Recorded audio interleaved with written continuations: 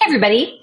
As you know, for tonight's assignment, you'll be learning how to create a works cited entry and a works cited page.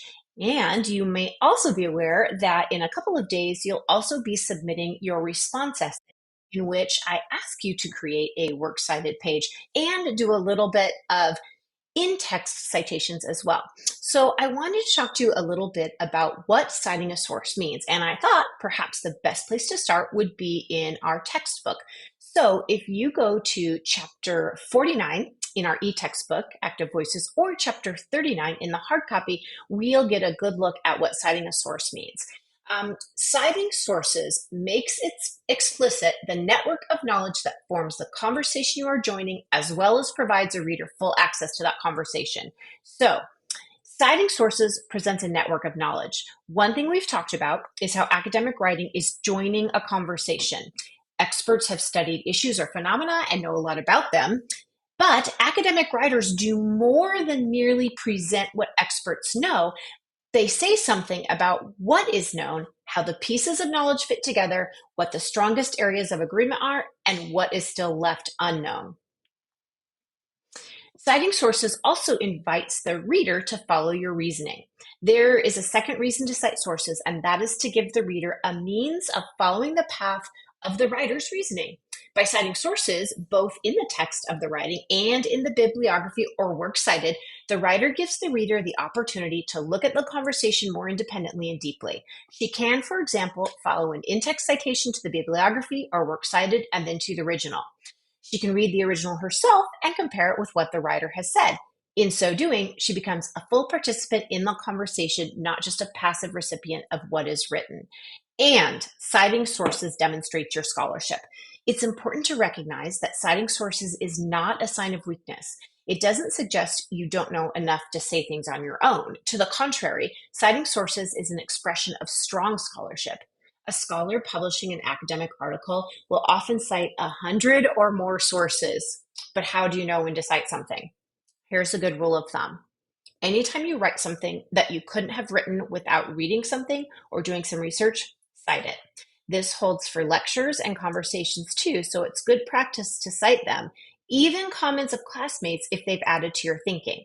Rather than making your ideas seem weak, the network of knowledge you're presenting shows the breadth and ground of your thinking. In other words, it shows how much you've listened thoughtfully to others, which is a trait of good scholarship. Okay, so many of you are very familiar with one way of citing sources, and that is in a bibliography or works cited. So let's take a look at a works cited, and maybe we can talk about some things you may not be as aware of. This is an example of a works cited page that might be used in our class. It gives bibliographic information on all of the sources I've been asking you to work with in this unit. Here are some things you may not have noticed about a works cited page, but you should try to practice. Notice that this list of works cited is organized by last name of the author, and then it's put in alphabetical order. So our first name is Colin Bjork, and the last name here is Vershana Shantiyan.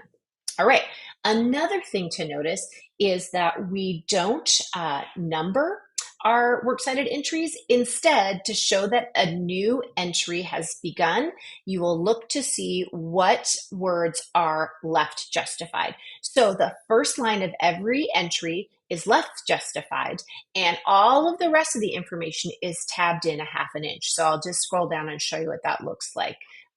There you go. And we know we're starting a new source because we pop back out to the far left margin again.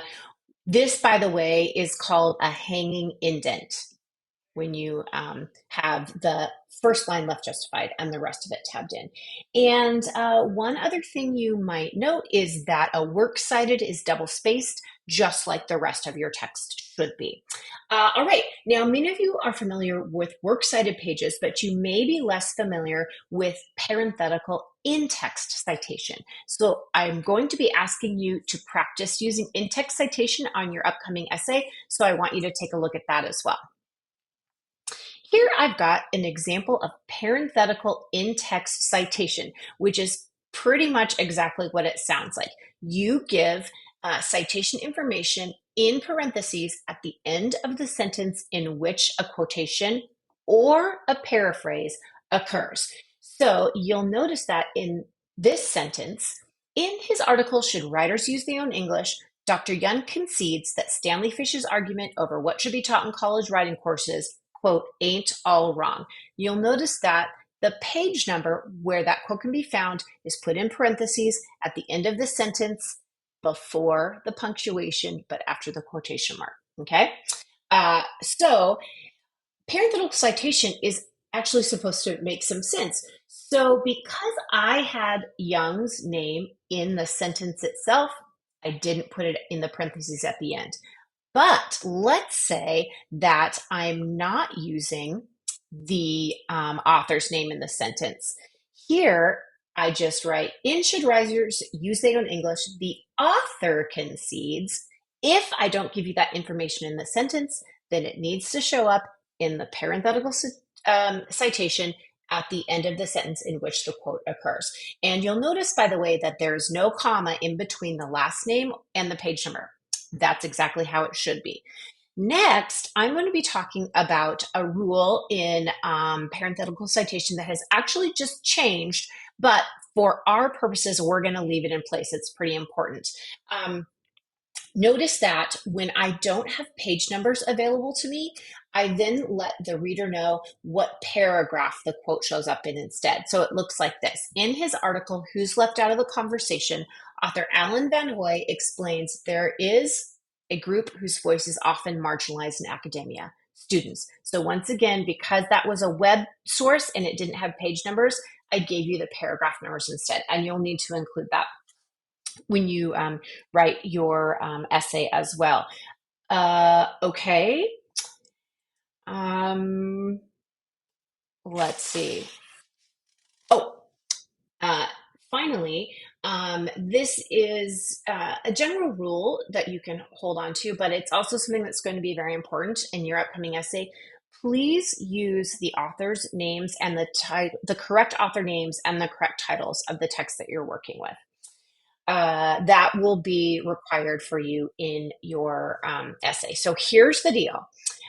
If you submit your project to response essay to me and it doesn't have parenthetical citation, it doesn't include either a page number or a paragraph number or a time stamp if you're working with a video, and if it uses incorrect titles or incorrect author names, I'm going to send it back to you and I'm not going to grade it. And I'll just ask you to add all that information. The only time that that's going to actually cause you some trouble is if you don't submit your essay in time and I can't give it back to you with that information. You could end up not having your project to essay graded at all. So it's very important. Include page numbers, correct author and title names, and paragraph numbers and time markers if necessary. Finally, because we're talking about citing sources, I'll also talk a little bit about plagiarism. Many of you, in fact, have only cited sources in the past because your instructors told you that you need to do that to avoid plagiarism. When it comes to citing sources, actually, all the reasons for citing sources we've just talked about are just as or more important than avoiding plagiarism. But there's one other thing I want you to be aware of when it comes to plagiarism. For this class, and I'm specifically talking about this class, I am asking you to not use AI LLMs like ChatGPT, Perplexity, Microsoft Copilot, any of those for this essay. And I have a the reason for that is because oftentimes AI chatbots get things wrong. They often get the article titles and authors wrong. And in fact, they often make up article titles and authors. They often get information from the article incorrect. And they sometimes will just make up quotes and things like that. In fact, that happens in such a subtle way that oftentimes, even though I've been familiar with these texts, many of these texts for years, I even have to go back and check. So please don't use AI chatbots, large language models, on this essay, I will send it back to you and ask you to rewrite it. Okay, so that's it. If you want to use AI chatbots for other reasons, please have fun with them. I think they're fascinating. Go ahead, just not in this class. Okay, so that's it. I'm looking forward to reading the assignment that you post tonight, which is going to let me know one of your favorite texts. And I'm also looking forward to reading your essay. If you have any questions, please let me know.